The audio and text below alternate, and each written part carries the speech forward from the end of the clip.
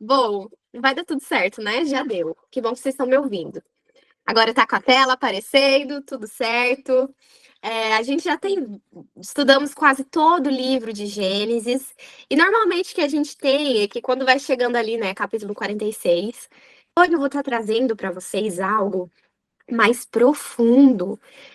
E é essa ideia, né, do que a gente vai começar a ver aqui, vocês vão começar a levar para estudar como ferramenta durante as histórias, né, que a gente vai vendo, no Velho Testamento e Novo Testamento. Então, o material que a gente vai estar vendo agora, que a gente vai estar estudando, é muito rico em detalhes. E especialmente porque a gente vai falar das tribos, né, de Israel, esse assunto em si é um assunto que, de fato, de forma particular, quando eu me dei conta dele, foi dos tópicos assim que me chamou de fato a atenção para estar estudando e estar se aprofundando. Então, vai ser um prazer poder compartilhar aqui com vocês. Gente, o que que acontece? Então, só para recapitular rapidinho, nos outros capítulos a gente estava vendo sobre a história de José, o que aconteceu no Egito. Ele se tornou governador do Egito depois de todos os perrengues, né, que ele passou. Ele perdoou a família dele. A gente viu ali uma reconciliação. A gente viu uma mudança de caráter, né, uma mudança de atitude dos irmãos em relação a ele e em relação a Benjamim também. Aí o que que vai acontecer agora?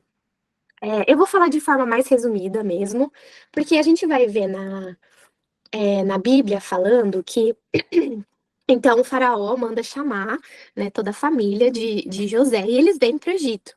E aí nós vamos ter esse verso, vocês estão vendo na tela, diz assim: então José aprontou seu carro e subiu ao encontro de Israel, seu pai, a Gósen, e mostrando-se-lhe, lançou-se ao pescoço e chorou sobre o seu pescoço longo tempo. Israel disse a José: morra eu agora, pois já tenho visto o teu rosto, que ainda vives. A gente vê, né? Esses reencontros muito fortes, muito especiais, desde conta com os irmãos, né? Que fizeram aquele grande mal com José, mesmo assim ele recebe com muito amor, com muito carinho. E a gente agora vai finalmente o encontro do pai com o filho, né? O pai achou que o filho estava morto, mas o filho vivia. Então imagina a ansiedade desse reencontro. Nós vamos ver também, né, que do capítulo 48 a 49, que Israel ele vai estar pertinho de falecer.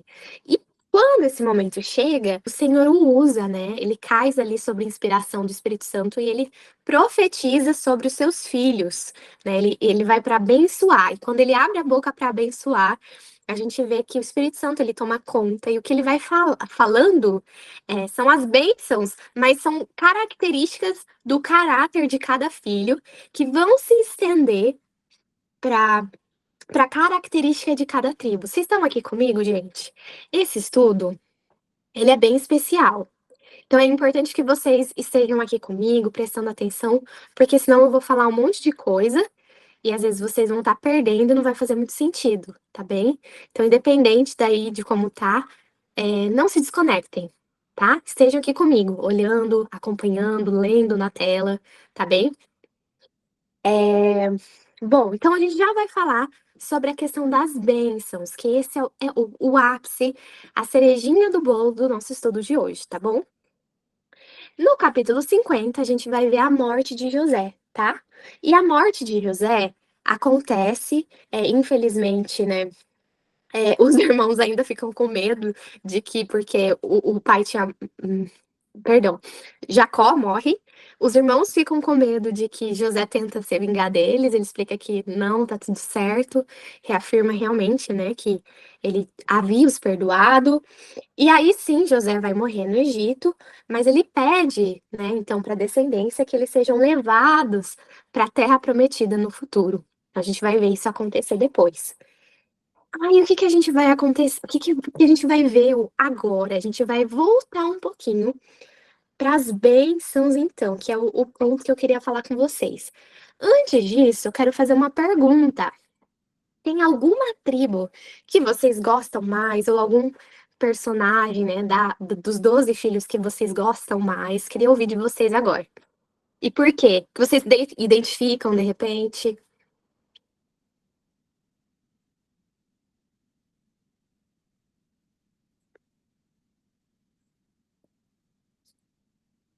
Amiga, eu gosto da tribo de Judá, pelo Uhum, todo o contexto, né? Por tudo que aconteceu, eu acho que ele se arrependeu verdadeiramente, né? O que aconteceu também com ele, sobre os filhos dele. E acho que um apreço por Benjamin, por ele ser quem ele é, ser uma tribo menor também. uhum. Gostei da resposta. Nick, não tem problema, a gente vai estar vendo aqui. Tem tribos que às vezes, mesmo você lendo um monte, você até esquece que existe, porque ela é mais pequenininha ali, então é legal que a gente vai estar vendo, tá? Então, a gente vai falar de Judá, mas o que que acontece? Um detalhe. Esse estudo ele é bem completo, então eu vou estar falando aqui de três tribos para vocês. Se vocês quiserem, eu trago um estudo a mais com o restante das tribos, tá bem? Fica assim combinado. Senão a gente já encerra daí aqui o estudo de Gênesis. Aí, se vocês, né, quiserem realmente continuar, vocês me falam que eu termino de passar as outras tribos. Bom,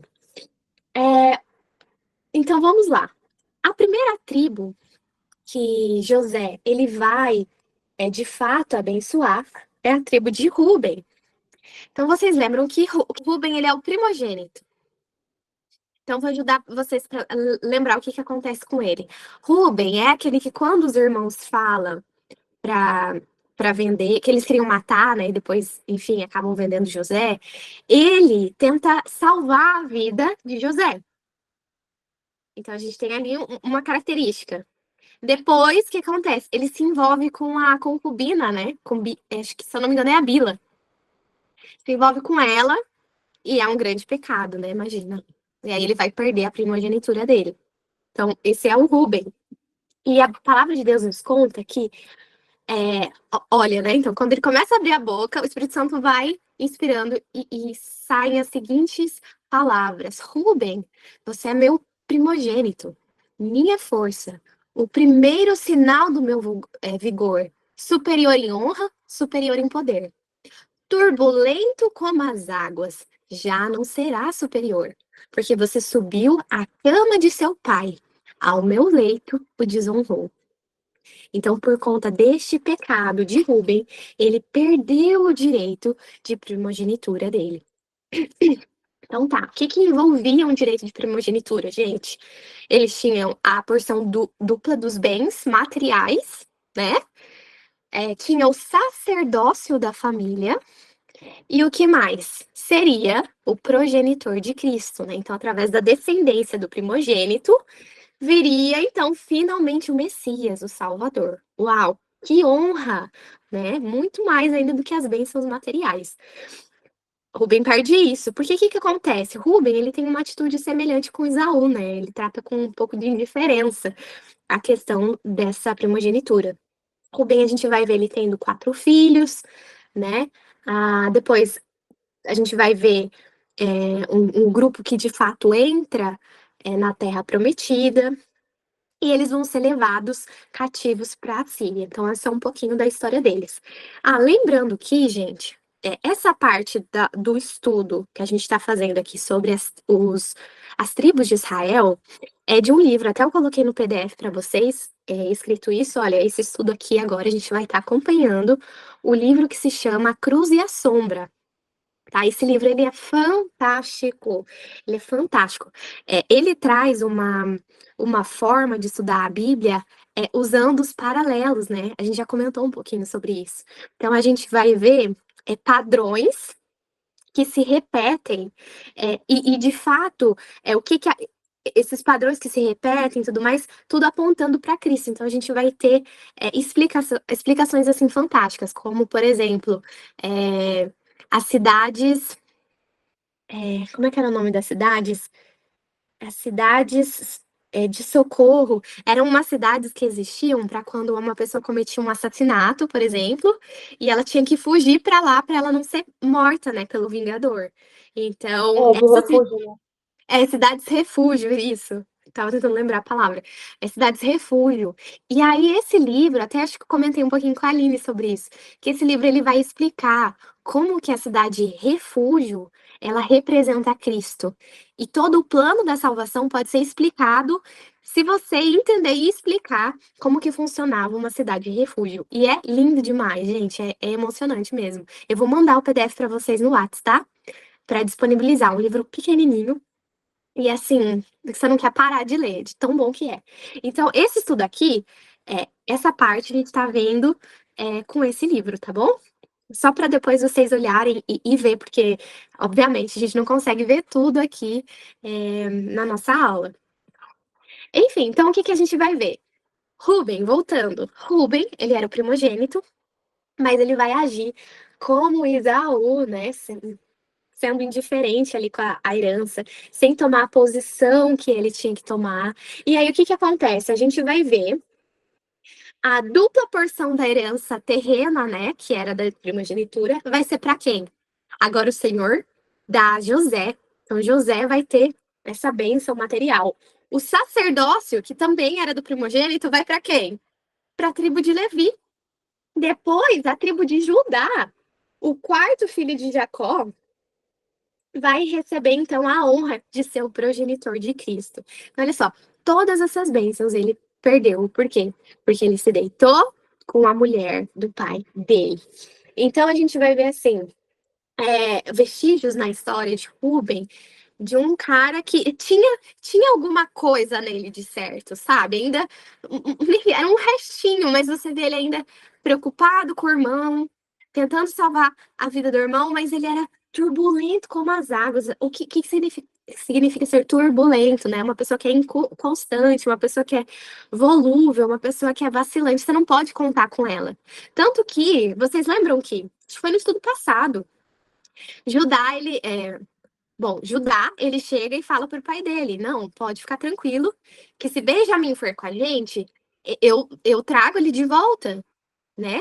Só que quando Rubem faz essa proposta, e ele faz um pouco antes de Judá, Israel ele não aceita, ele não quer nem saber, porque ele não confia em Rubem. Mas quando Judá fala, ele, né, aceita, então ele manda Benjamim para ir lá para o Egito. Então você vai ver até que ele não era um cara que era muito confiável, porque ele tinha essa característica de ser turbulento como as águas. A gente vai ver também a questão de quem que são os personagens, né, da tribo de Ruben que se destaca. Você vai falar assim, gente, a Bíblia vai falar que ele não será mais por excelente. Tanto que você não vai ver profeta vindo da tribo de Ruben, você não vai ver nenhum herói, você não vai ver nenhum juiz. Você vai ver quem? Datã, Abirão e Coré, né? E se reúnem então ali para fazer uma rebelião, instigando o povo de Israel. E eles acabam sendo destruídos, né? Por conta da influência e da rebelião que eles se envolveram. Então, assim, esse povo veio da tribo de Ruben. Só que o ponto, por que que é interessante a gente pensar assim, tá, ok, o que que a gente sabe da tribo de Ruben? A gente vai estar juntando aqui as pecinhas, eu sempre falo pra vocês. Então, Ruben é um cara inconstante, é um cara que, por mais que tenha, às vezes, uma intenção de fazer algo bem, ele não toma uma postura, ele não... Ele é levado com os outros, né? Ou tenta burlar o sistema, mas ele não vai ficar de mal com os outros para defender a verdade, defender aquilo que ele precisa, né? Você vê que ele não bate de frente em nenhum momento com os irmãos dele, quando os irmãos dele estão planejando tudo aquilo. Ele tenta fazer mais minhas escondidas, né? E acaba que no momento que ele se ausenta, ele volta, eles continuam com o plano de causar mal para José. Um outro ponto que é interessante agora a gente notar, porque falando de tribos de Israel, e falando, tentando entender por que é importante, né, a gente entender cada uma dessas tribos, a gente vai ter o verso de Apocalipse, que eu quero que vocês leiam comigo. Vocês conseguem a Bíblia no celular aí? Eu não tenho aqui no PDF, mas eu lembrei deste verso, eu quero compartilhar com vocês. Apocalipse, capítulo 7, do verso 1 ao 8. A Bíblia fala que o povo de Deus vai ser selado na fronte. Aí você fala assim, caraca, o que que significa ser selado, né? Será que vai ser tipo um adesivo? Será que vai ser alguma coisa assim? Porque muito se fala da marca da besta, né? E quando a gente entende marca da besta, também é um tipo de selo, que também ou é na mão, ou é na mão, ou é na testa, ou é na fronte. Então, assim, a palavra de Deus vai falar lá em Apocalipse que vai ter um povo que vai receber o selo de Deus e vai ter um povo que vai receber o selo da besta, a marca da besta, tá bem? Só que muito se fala, às vezes, da marca da besta e pouco se fala do povo que vai ser selado, né, nesse tempo do fim. É um evento especial que vai acontecer. Os anjos do Senhor estão segurando os ventos de guerra, para que o outro anjo que está vindo, termine esse selamento antes de todos os desastres finais acontecerem. Então, assim, é uma obra especial e por isso que é importante que a gente estude. E o que que tem a ver selamento? A gente está falando das tribos de Israel, o que que tem a ver tudo isso, né, com Apocalipse? Calma, vou te explicar. Olha só, a palavra de Deus fala em Apocalipse capítulo 7, verso 1 a 8, o seguinte: eu ouvi o número dos assinalados, e aí vai variar um pouquinho, né, conforme a tradução da sua Bíblia, e diz assim: e eram 144 mil assinalados ou selados de todas as tribos dos filhos de Israel. Da tribo de Judá havia 12 mil, da tribo de Ruben, 12 mil, da tribo de Gade, 12 mil, da tribo de Aser, 12 mil, da tribo de Naphtali, 12 mil, da tribo de Manassés, 12 mil, da tribo de Simeão, 12 mil, da tribo de Levi, 12 mil, Issacar, 12 mil, Zebulon, a gente vai ver da tribo de José, Benjamim também, esses vão ser 12 mil. Então a gente vai ver que, quando a gente vê o livro de Gálatas, né, a gente vai entender que aqui não se, quando a gente fala de tribos de Israel nos fins dos tempos, a gente já não está mais tratando de uma tribo literal específica de povos nascidos lá em Israel. Entende? A Bíblia não está falando disso. Quando a gente vai para Apocalipse estudando os significados, os símbolos, né? Apocalipse é um livro simbólico, mas que traz a sua verdade. E aí a gente vai encaixando, por exemplo, com o livro de Gálatas, que vai falar que todo aquele que crê, né? Ele se torna descendência de Abraão. Então, eu e você, nós fazemos parte da descendência de Abraão.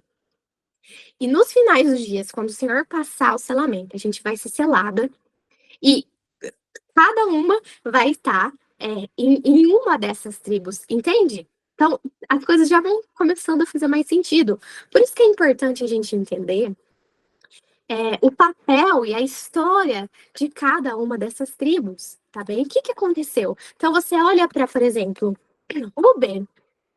Tá, Ruben, ele é... Já te dou a palavra, amiga. Ruben é esse cara turbulento, vacilante como as águas.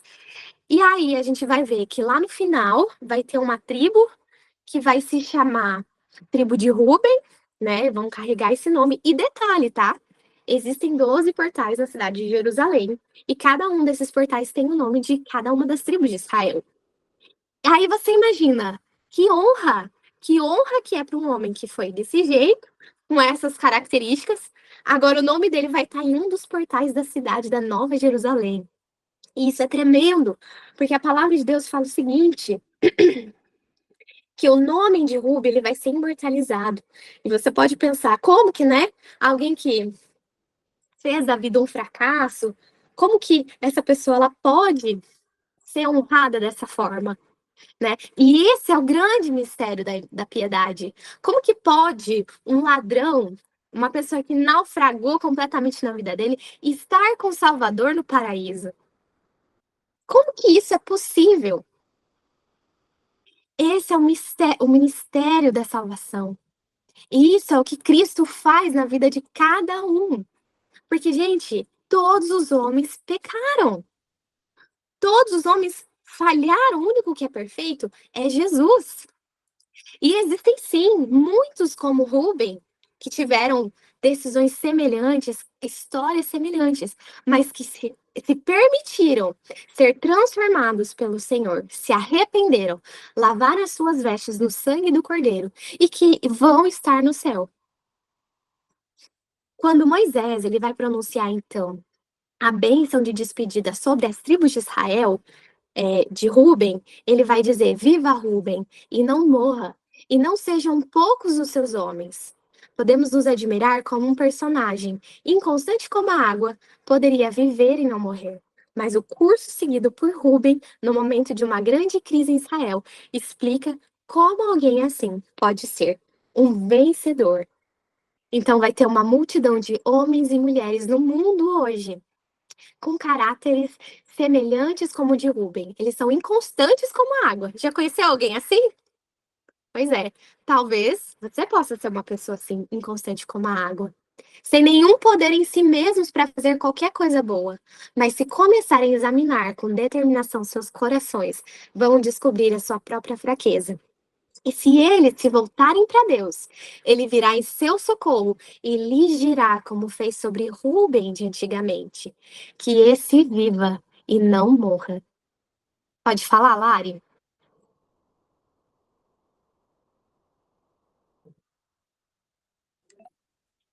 Amiga, aqui eu entendo, não sei se é isso, mas que o selo na testa também seria o batismo, né? Então, aqueles que receberam o batismo serão selados, né? Hum, hum, não é esse o contexto, amiga. A gente sim tem a questão do momento, né? A gente é selado pelo Espírito Santo também. Mas neste momento aqui de Apocalipse, vai ser um outro contexto. A Bíblia não está falando aqui a quem recebeu o batismo do Espírito Santo, quem fala em línguas, quem faz isso ou aquilo. É diferente, tá bem? Quando fala em questão de selo, aqui eu vou dar uma resumida, né? Ele vai estar falando pra gente ali num contexto de um povo que vai estar sendo testado nos últimos momentos da história da Terra, em que vão ou seguir em obediência ao assim diz o homem, né? O assim eu penso, assim eu acho, e os conformes do mundo, ou esse povo vão estar seguindo em obediência. E aí a gente tem todo um estudo sobre o selo de Deus. Esse último tópico, vai ter um último grande, como que eu poderia dizer? Um último ponto que vai testar nossa fidelidade no tempo do fim. E se a gente for fiel neste último ponto, aí sim nós recebemos este selo, que o selo tem a ver com uma tomada de consciência, né? A nossa aceitação e a nossa posição em relação a isso. Então é todo um outro contexto, sabe? Mas eu entendo por que você fez esse link, porque tem uma outra questão que envolve o Espírito Santo, mas isso ele vai acontecer no começo da nossa vida cristã, né? Então, nesse momento de selamento ali do tempinho do fim é diferente, porque é, esse selamento do tempo do fim acontece com o povo, e aí vem todas, né, o que alguns chamam de a grande tribulação, outros dizem tempos de perseguição, né, onde que aquele povo não vai poder comprar nem vender, então o povo que vai ter o selo de Deus não vai poder comprar, não vai poder vender, eles vão ser perseguidos de morte, né? Então, aí a gente vai ter também a proteção dos anjos nesse momento, e enfim, o fim vai acontecer muito rápido, mas não vai ser fácil. E aí a gente vai ver a volta de Jesus. Esse povo eles vão estar vivos, tá bem? Quando Jesus voltar pela segunda vez. Os que forem selados neste momento. Então tem a ver com o momento do fim. Sim, amiga, tá certo. É que eu fiz esse link porque eu penso que quem recebe o batismo é aquele que aceita já, né? Que aceita Jesus, né? Que quando Deus, quando a pessoa tipo se batiza, ela também recebe um novo nome, né? Então Deus muda a história ali, né? Deus apaga o passado e a pessoa renasce para Cristo, né? Então a pessoa automaticamente ela já aceitou, ela já está dentro, né? Claro que a obediência até o fim, né? Em todas as coisas. Mas eu poderia dizer então assim que tem como uma pessoa que se arrependeu e ela não cai mais? Você acha que a Ah, pessoa ela recebeu a salvação e ela não pode perder mais? Você acha que a salvação pode perder? todos estão sujeitos, né? É só a misericórdia e a graça de Deus. Sim, sim, exatamente. E ao longo da nossa jornada, né, por mais que a gente receba o Espírito Santo, a gente pode fazer com que o Espírito Santo seja retirado de nós, porque ele vai nos impressionando, ele vai nos conduzindo. E aí, se eu recuso seguir em obediência ao Senhor, o Espírito Santo vai se retirando também. E neste último momento, então a gente é claro, vai ter um contexto que o que você vai falar, que você está comentando, vai fazer sentido. Só que quando a gente fala neste verso de Apocalipse, a gente tem que pensar no contexto do que o livro está falando, né? Então a gente vai estar falando ali, se eu não me engano, é o capítulo 6 de Apocalipse, ele vai estar falando assim: olha, João ele olha para o céu e ele vê os quatro anjos retendo os ventos. Até que um diz assim: não solte os ventos, até que o anjo cele a fronte, né, dos filhos do Senhor. Então a gente vai ver isso, uma ordem para, peraí, segura esses ventos, que ventos significam guerras, né? Até que eles sejam selados. Então é um contexto diferente que se eu pego esse verso e jogo num outro contexto, todo o significado, toda aquela verdade que está direcionada para aquele tempo, para aquele momento, eu vou acabar perdendo, né? Então, tem coisas e nomes que são parecidos, mas a gente precisa sempre considerar o contexto do capítulo do livro, para a gente conseguir, assim, extrair o máximo, né, de informação. E amiga, deixa eu te perguntar mais uma coisa. Aqui fala assim, da tribo de Judá foram selados, 12.000 foram, né? Então quer dizer que esses que morreram já foram selados ou não? Ai, novamente, eu tô falando, a gente vai ter que estudar Apocalipse de novo. E a dona Ana Larissa estava no estudo de Apocalipse, viu? Então, algumas coisinhas ali você pode até voltar no PDF. De novo, amiga, quando ele fala e vi que foram selados, foi o que ele viu. Então, por que ele fala foram?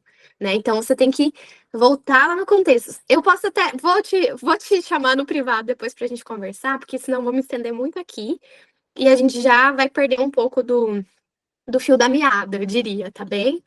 Mas eu preciso te explicar algumas coisas do contexto do capítulo. Daí eu vou conseguir te esclarecer essa dúvida, tá bem? Mas Tá anota sua bom. dúvida aí, amiga.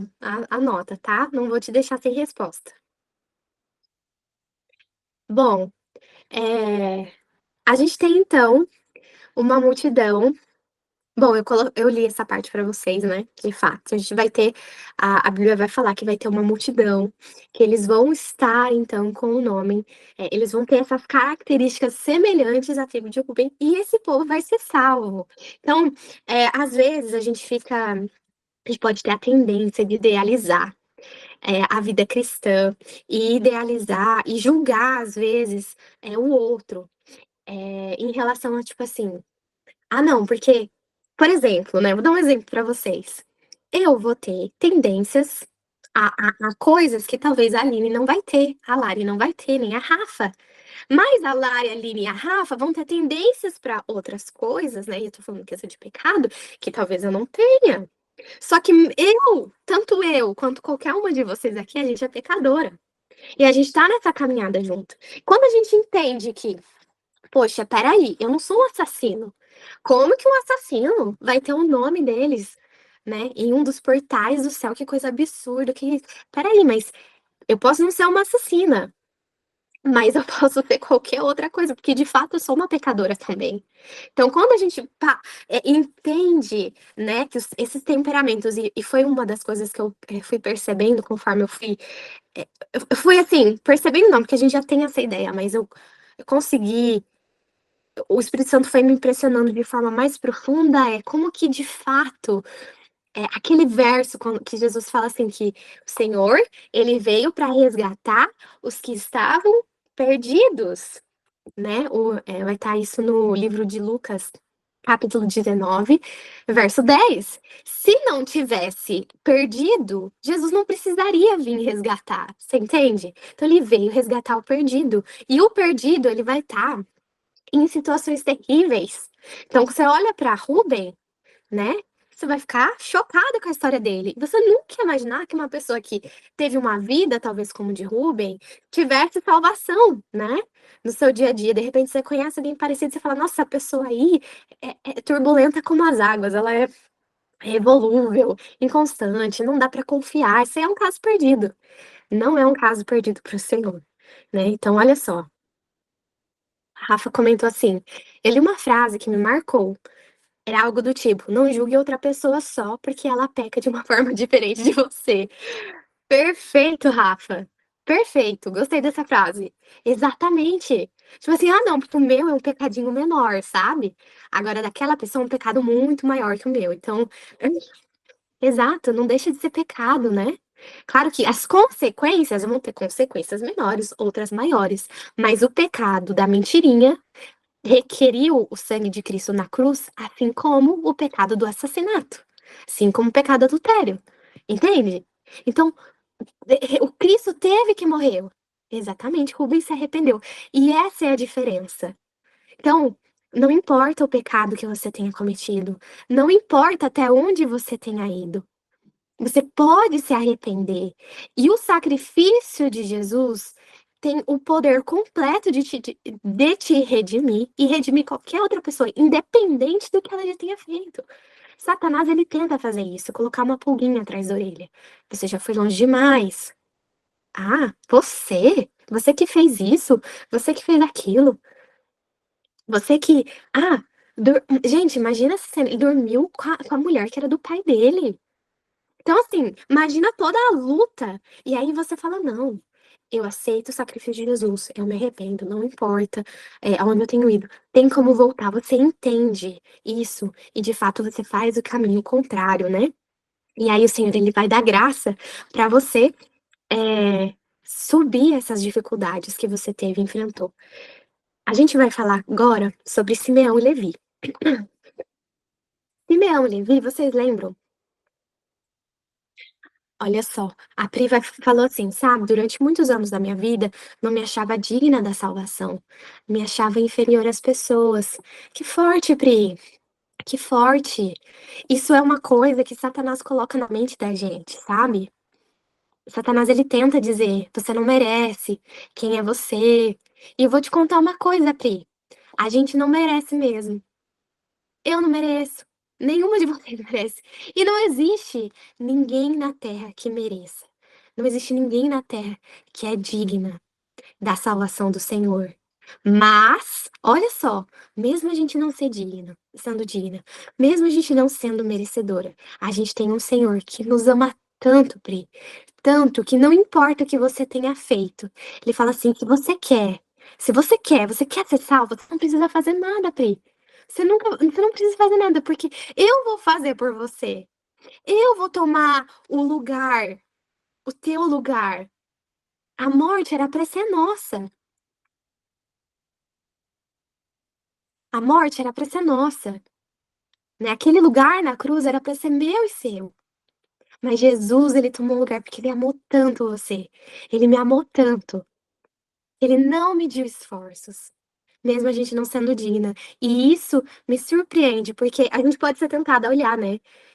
Já fui longe demais, não tem jeito e tal. Mas a gente pode olhar para um outro lado. Deus me ama tanto, né? Que mesmo não crescendo, mesmo tentando acertar, imagina fazendo errado.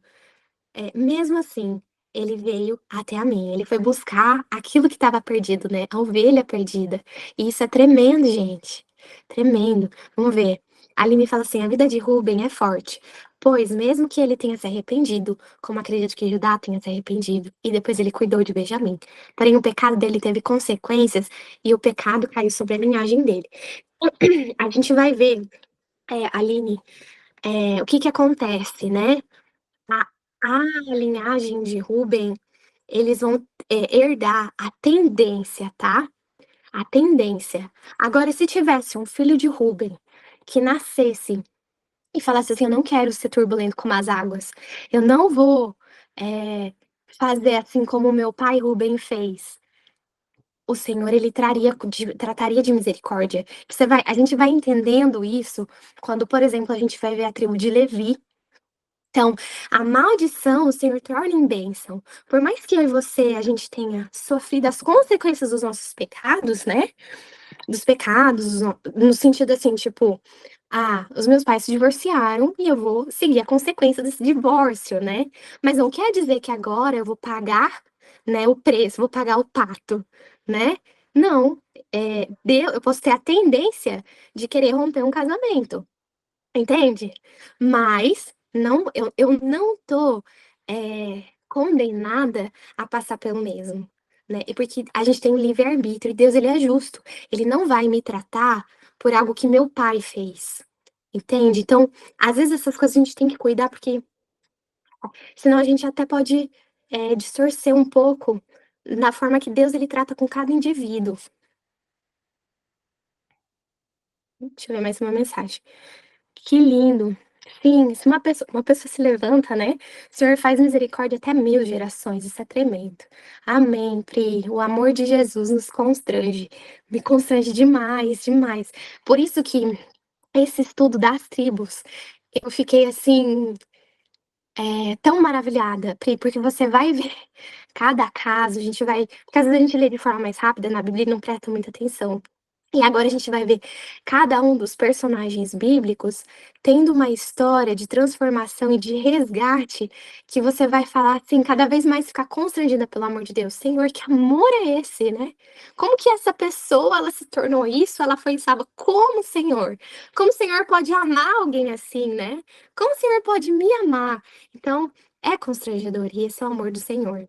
E a gente vai ver isso se manifestar novamente para Simeão e Levi. Gente, vocês lembram o caso de Diná, né? Alguém quer resumir o que aconteceu com Diná? A gente tá quase terminando, tá? A gente vai falar mais rapidinho agora.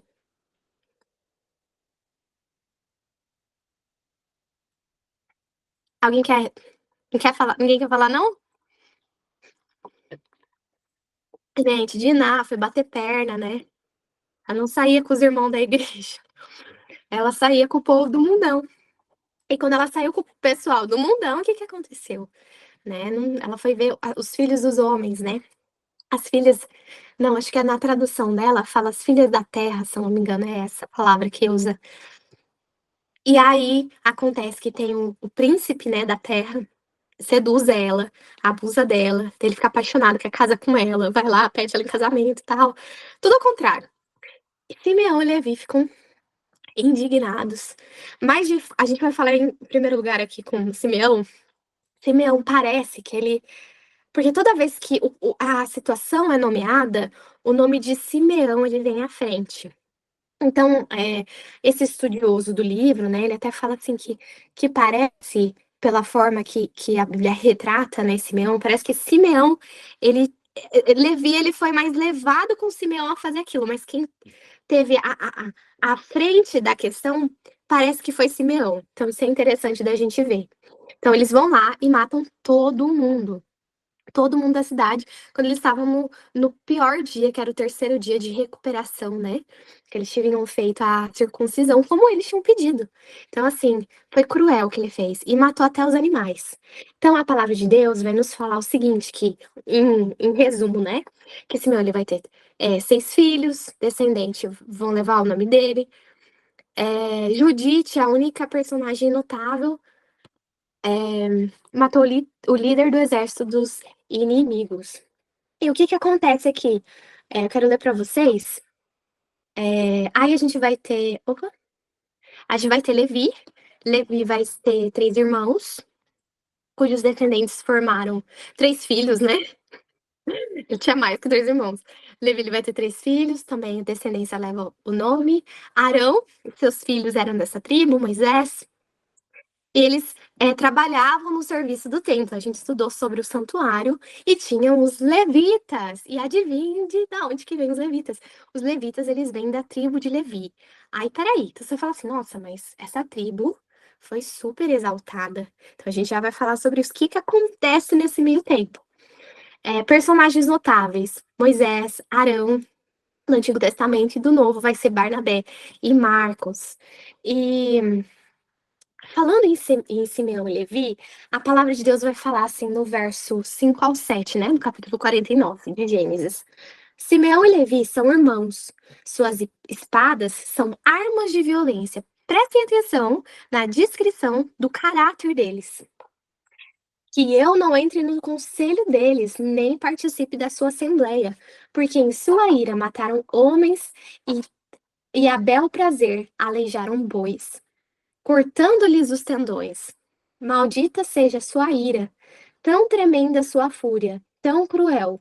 Eu os dividirei pelas terras de Jacó e os dispersarei em Israel. Gente, quantos anos já não tinha passado aqui? Mais de 40 anos, né? E aí, quando eles vão receber a bênção, que mais parece maldição, né? O que que veio? Assim, olha só, maldita seja a sua ira, tão tremenda a sua fúria, tão cruel. Então, olha que sério! A gente vê que o Senhor, muitos momentos da Bíblia, a gente vai ler a história e a gente não vai ver em cada verso que algo errado acontece. A gente não vai ver, tipo assim, um comentário. E isso era muito errado. E isso era muito mal. A gente vai ver muitas vezes a Bíblia seguindo um relato. Que, claro, quando você estuda, você sabe que aquilo não era certo, que aquilo era andar em desobediência. Então, aqui, a questão, a gente vê que quando Jacó ele vai, né, falar para eles, a gente vê que Deus, ele não inocenta, ele não passa pano pro pecado. Foi errado o que eles fizeram, foi muito grave. E por isso, né, eles iam sofrer a pena de serem dispersados. E isso vai acontecer tanto com a tribo de Simeão e mesmo com a tribo de Levi. Olha só. Então a gente vai ter que Simeão, ele tinha paixões fortes, né? Você fala uma paixão forte, aquela pessoa que é mais impulsiva, intensa nos sentimentos dela. Então, tanto que ele vai lá, fica nervoso que acontece aquilo com a irmã dele, né? Quando o pai questiona, ele fala assim, por acaso ele ia tratar a nossa irmã como uma prostituta? Então, você vê ele, né, um cara de paixões fortes. Ele vai, né, como eu falei para você, ele é responsável do assassinato dos homens. Assim como Levi, eles vão ser dispersados também.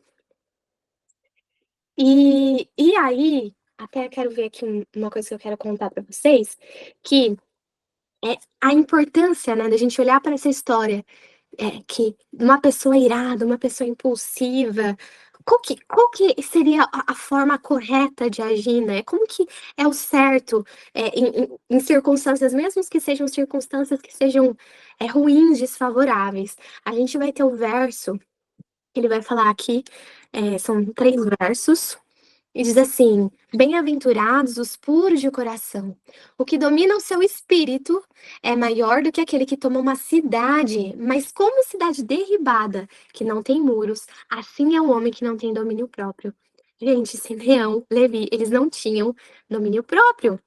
E por falta de domínio próprio, eles pagaram, né, a consequência disso de serem dispersados.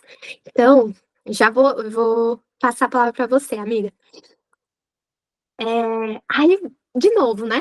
Você pode parar para pensar assim como o Rubem a gente teve os questionamentos, como que pode um assassino estar, né, o nome dele em um dos portais da Cidade Santa? Já parou pra pensar? Um cara desse nível, ele vai estar com um dos nomes dele na Cidade Santa. E aí, de novo, como a gente estava falando assim, né, antigamente, antes, que o único que é sem pecado é Jesus. O único que é sem pecado é Jesus, e é a justiça de Cristo que cobre os pecados dos que creem. Ah, pode falar, Lari.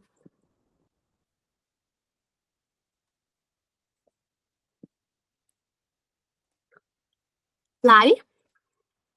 Oi, amiga, deixa pro final. Não tem Tá bem. problema, tá? Pode seguir. Beleza, anota aí. É... Bom, até aqui eu queria com esse texto mesmo que eu queria ler para vocês. Então, olha só, o sangue de Cristo pode purificar do pecado mais obscuro, o que a gente estava falando, Pri. E mesmo os assassinos, eles podem entrar no céu. Não como assassinos. Olha só, isso é importante. O Senhor, ele nos aceita, né? ele nos recebe, mas ele não deixa a gente da mesma forma que a gente chegou. Existe uma transformação, né? Então, se no céu vai ter assassinos, não é porque uma pessoa que está nessa prática de assassinato, que tem essa intenção ainda no coração dela, aquele pecado ali acariciado. Não, foram pessoas que foram assassinas, mas que se arrependeram e foram lavadas no sangue do Cordeiro. Eu tô ouvindo sua explicação, né? E durante muito tempo da minha vida, eu achava que eu não merecia o céu, porque eu me sentia pior do que as outras pessoas, porque eu via as pessoas num nível de espiritualidade muito maior que a minha, e eu falava assim, eu não posso ir pro céu. Eu não posso ir pro céu porque eu vou corromper o céu. Esse era o pensamento que eu tinha, sabe? Durante muito tempo da minha vida. O próprio Espírito Santo teve que me convencer disso, que não é por nada do que eu faça, do que eu não faça, que isso não muda, entendeu? E aí a gente vê esse amor de Jesus, como ele constrange a gente, que é independente do que a gente faz ou deixa de fazer, né? Mas ele transforma a gente todos os dias, de pouquinho em pouquinho. E eu olho para aquela menina que eu era anos atrás, da forma como eu me sentia, e como eu estou hoje, né? Eu vejo assim, eu já não sou mais a mesma. O Senhor vem me transformando dia a dia, e eu sei que até ele voltar, ele vai continuar essa transformação em mim. Amém, Pri. Amém.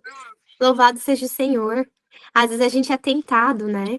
Porque às vezes é do ser humano a gente fazer essa comparação. Mas não é saudável. Não é saudável, sabe por quê, Pri? Eu vou te falar uma coisa. Se você fosse no antigo Israel, na época de Jesus, e você fosse ver, né, os fariseus, os líderes, nossa, fazendo todas as cerimônias que naquele tempo era para eles fazerem de fato, você ia falar assim, nossa, isso sim que é um exemplo, né, de cristão. E o que que acontece? Jesus olha para eles e fala assim, vocês são sepulcros caiados. Hoje em dia, existem muitos sepulcros caiados mesmo, Pri. Tem muitas pessoas que têm forma de cristão, aparência de cristão, mas tá tudo bonito por fora. O que que é um sepulcro caiado, né? É um túmulo. Vai estar bonito, todo decorado, mas dentro é podre, entende? Dentro tá corrompido. Então, aquela pessoa que vai ajudar, mas ela faz questão que os outros saibam, né? Então, às vezes, você vai olhar para uma pessoa, você nem vai achar que de repente ela seja um exemplo de cristã, mas aquela pessoa que ajuda os pobres, ela não fala, ela vai estar ali fazendo suas orações, ela fecha a porta do quarto dela, ela fica quietinha, ela estuda, mas ela sempre está disposta a ajudar. Então, assim, tem pessoas de fato que vão ser boas referências pra gente, né? E a gente pode se inspirar. Mas a minha caminhada e a sua é uma caminhada única, né? E você, a sua existência é única para o Senhor. Então não importa, né, qual que é a jornada da caminhada do outro, você é única, você é amada, você foi escolhida. E se só você na terra tivesse pecado, Jesus ele viria e ele morreria só por você, Pri. E isso é fantástico. Amém, amém. Eu sempre tive, assim, questão pela minha personalidade, né? Eu sempre tive personalidade forte, sempre agi de ímpeto. Então, eu achava que por causa desse meu jeito, da minha personalidade, eu não era salva, mesmo aceitando Jesus, né? E é a transformação. Eu lembro que eu comprei um livro na época chamado Temperamentos Transformados. E eu Conheço. comecei a ler esse livro, eu fui entendendo, né? Que cada um tem um jeito e o Senhor usa cada pessoa do jeito que ela é.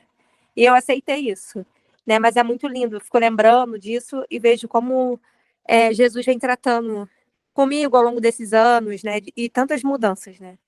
Sim, o temperamento é algo que o Senhor vai te dar. Mas como a gente é falha, né? Esse temperamento ele precisa ser lapidado. E esse processo é doído mesmo. Porque às vezes você vai falar assim, cara, por que que eu fiz isso? E aí vai ter o temperamento do outro que vai falar, cara, por que que eu não fiz isso? Entende? Isso. E Deus, né, ele, na sua infinita sabedoria, ele vai usar essas coisas que ele precisa lapidar em você para uma forma de pregação, né? Para espalhar o evangelho que talvez uma pessoa que não tenha esse ímpeto, né, essa energia, não ia tocar, entende? Então isso é maravilhoso, Pri. Mas Amém, a gente precisa amém. deixar ele lapidar a gente. Com A gente certeza. precisa. Louvado seja o Senhor. E, né, imagina, olha isso, o sangue, né, do Senhor, ele pode purificar o pecado mais obscuro, não importa. Eu também já tive muitas dificuldades de aceitar o meu temperamento, sabe? E eu também fui em busca de ler. Li um pouco desse livro que você comentou, Pri. Quando eu leio também esse estudo, né, que a gente está vendo aqui das tribos, eu consigo, assim, me entender mais e aceitar mais o amor que Deus tem por mim, da forma que Ele me criou, né? Me permitindo ser moldada e usada por Ele, com o temperamento que Ele me deu. Então, isso é tremendo. Então, a gente olha, né? Só para finalizar esse verso, e a gente vai finalizar com a história de Levi, tá? Me dá mais 10 minutinhos, a gente finaliza o estudo de hoje. Mesmo os assassinos, então, a gente vai ver entrar no reino de céu, não como assassinos, mas como pecadores perdoados, pois ainda que os vossos pecados sejam como a escarlate, eles se tornarão brancos como a neve, ainda que sejam vermelhos como o carmesim, e se tornarão como a lã. Que lindo, né? Isaías, essa é a nossa promessa. Isaías 2:18. Será que esse vai ser o nosso próximo livro? Talvez. Vamos ver. E aí, para finalizar, a gente vai estar falando sobre a tribo de Levi. E, gente, o que aconteceu com Levi? Lembra? Ó, vou ler para vocês de novo aqui o versinho que fala da tribo de Simeão e Levi. Eles eram irmãos, suas espadas são armas de violência. Que eu não entre no conselho deles, não participe da sua assembleia, porque em sua ira mataram homens, alejaram bois, cortando tendão. Maldita seja sua ira, tão tremenda sua fúria, tão cruel. Eu os dividirei pela terra. Isso, gente, a mesma coisa que foi para Simeão foi para Levi. Só que a gente vê a história de Levi diferente, né? E por que foi diferente? A gente vai voltar um pouco e vai pensar no momento que Levi ele nasce. Então, olha só, quando Levi ele nasce, Lia tá naquela história, né? Não, agora sim, meu marido. Ela queria muito ser amada pelo esposo dela. Então ela fala assim: ai, agora, dessa vez, se unirá mais a mim, meu marido, porque lhe dei à luz 3 filhos, por isso ele chamou Levi. E Levi tem como significado unido. Olha que lindo, né? Então, até quero ler para vocês aqui um trechinho do livro que eu achei fantástico esses paralelos. Olha só, Lia, ela tinha um anseio muito grande, né, por ser amada pelo marido dela. E ela, né, acaba dando, né, esse nome para Levi, e o pequeno bebê, então, cumpriria seu nome em um sentido muito mais amplo do que ela pensava. Ela pensava assim: Levi vai trazer o meu marido mais para perto de mim. Só que muito mais do que a relação dela com o esposo dela, é a relação de Cristo com a sua esposa, né? Com a sua igreja. E, de fato, a tribo de Levi, ela vai cumprir esse papel de ser a tribo ali que fazia o trabalho sacerdotal e trazia a noiva, né, de Cristo para mais perto de Cristo, do noivo. Então, olha que forte, né? Olha que tremendo. O nome de Levi parecia uma profecia da obra de vida de toda a tribo. Como Satanás, por inveja e ciúmes, separou Lia do respeito de seu marido, assim também procurou destruir Levi, persuadindo a se unir com Simeão para vingar o mal feito à sua única irmã. As palavras dirigidas por Israel era mais uma maldição do que uma bênção. Mas quando um pecador se arrepende e se desvia de seus pecados, o nosso Deus transforma as maldições em bênçãos. E esse foi o caso de Levi. Olha só o que a gente estava falando, né, Aline? Deus, ele transforma a maldição em bênçãos. O caráter do indivíduo, ele é formado pela forma como os indivíduos encaram os eventos comuns da vida cotidiana, mas ele é testado pela forma que eles enfrentam as crises da vida. Então, olha só, quando a gente vai ver aquela situação, né?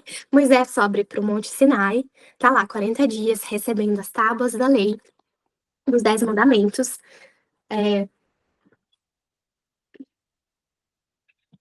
Todo esse momento, né? Passa com o Senhor para então voltar para o acampamento. Quando ele está descendo do acampamento, ele vê o povo dançando, festejando em volta de um bezerro de ouro. Todo o povo tinha se corrompido, com exceção de quem? A tribo de Levi, gente. Então, a tribo de Levi, no momento em que todos foram vacilantes, no momento em que todos foram idólatras, essa tribo permaneceu fiel. Então a gente vê que o caráter deles, né, foi testado pela forma que eles enfrentaram aquela dificuldade e eles foram aprovados. Então a tribo de Levi permaneceu fiel mesmo em meio à infidelidade dos demais e Deus os recompensou por isso. O que Ruben perdeu pela infidelidade na casa do seu pai, lembra que a gente falou do pecado de Ruben, ele perdeu a primogenitura. Levi, ele ganhou por ser fiel a Deus diante de todo Israel. Então, Levi, ele vai receber uma parte da bênção da primogenitura e ele vai ficar responsável pelo sacerdócio. Lembra de todo o trabalho do santuário? Então, a gente tinha o levita, né? Eles faziam um sacrifício que tinha relação com o cordeiro, né? Jesus que viria. Tinha o sumo sacerdote, que é um símbolo da figura de Cristo, que é o único intermediador entre os homens e Deus. Então, foi lindo o trabalho, né, que o Senhor deu para eles fazerem por conta da fidelidade. Então, o livro de Deuteronômios, ele vai falar o seguinte, e isso daqui, a gente vai, esse texto aqui de Deuteronômios, é o que Moisés vai falar para a tribo de Levi, né? Porque quando a gente vê Jacó falando, a gente só vê descrições dos defeitos dessa tribo. Mas quando a gente vai ver Moisés, né, no final ali da sua vida, quando ele vai se despedir do povo, ele vai exaltar a tribo de Levi acima de todos os outros povos. E como que isso acontece, gente? Porque eles se arrependeram. Eles seguiram um caminho diferente, né, do que o pai deles lá, do patriarca, tinha seguido. Né? E Deus, ele vai tratar cada um como indivíduo de acordo com as suas escolhas, de acordo com as suas decisões. Olha só, então, Moisés ele vai dizer assim: aquele que disse a seu pai e a sua mãe, nunca os vi, e não conheceu os seus irmãos, e não estimou a seus filhos, pois guardou a tua palavra e observou a sua aliança, ensinou os teus juízos a Jacó e a tua lei a Israel, ofereceu incenso nas suas narinas e holocausto sobre o altar, abençoa o seu poder, ó Senhor, e aceita a obra das suas mãos, fere os lombos do que se levantem contra ele e o aborrecem, para que nunca mais se levantem. Uau, isso daqui era para a tribo de Levi. De fato, eles foram honrados por terem sido fiéis. Que diferença. Então, olha só, foi no tempo dessa crise, gente, no tempo da dificuldade, que o povo estava corrompido em idolatria, que os levitas, eles alcançaram a grande vitória da vida deles.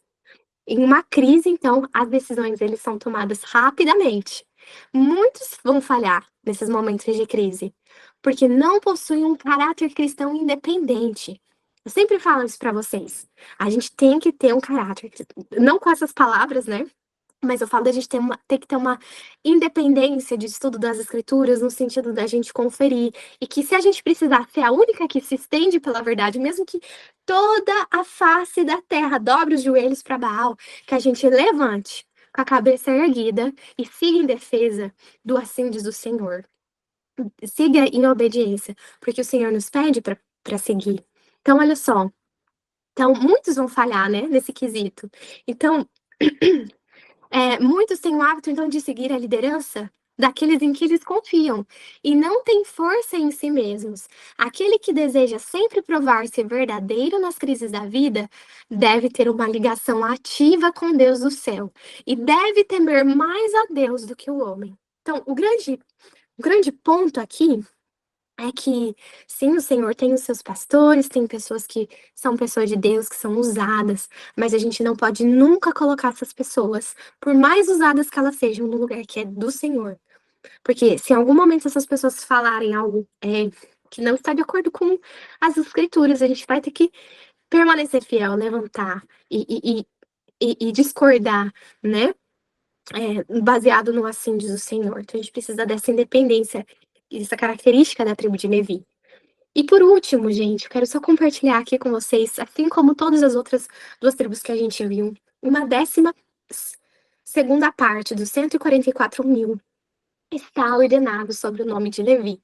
Serão pessoas que, por causa do pecado, mereceram apenas maldições, mas que abandonaram ao pecado. E enquanto os homens ao seu redor estavam vacilando e caindo, ficaram fiéis a Deus e à sua causa, e receberão uma rica bênção das mãos de um Deus que é misericordioso. Amém?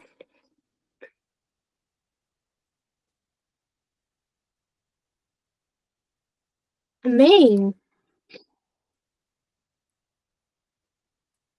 Bom, esses são Amém. a gente viu Simeão, Levi, Rubem, e olha só quanta coisa que a gente falou, né? Esses homens vacilantes foram homens que, sim, Deus transformou, foram homens que vão estar com seus nomes nas portas da Nova Jerusalém. Glória a Deus, louvado seja o nome do Senhor, porque o sacrifício do Senhor foi completo e perfeito para redimir o pecador, nos lavar da sujeira de qualquer pecado. Qualquer pecado. Toda vez que Satanás vir na sua cabeça e te falar, né? Alguma coisa, não, você não é merecedora. Você começa a ter alguns versos para você memorizar, né? Então, esse por exemplo, lava-me, ficarei limpo, ficarei mais alvo do que a neve.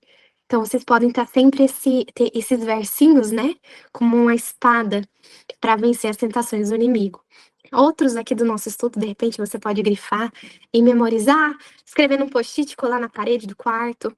Mas nunca esqueçam que o sangue de Cristo foi mais do que suficiente para nos redimir. E a gente louva e agradece ao Senhor por isso.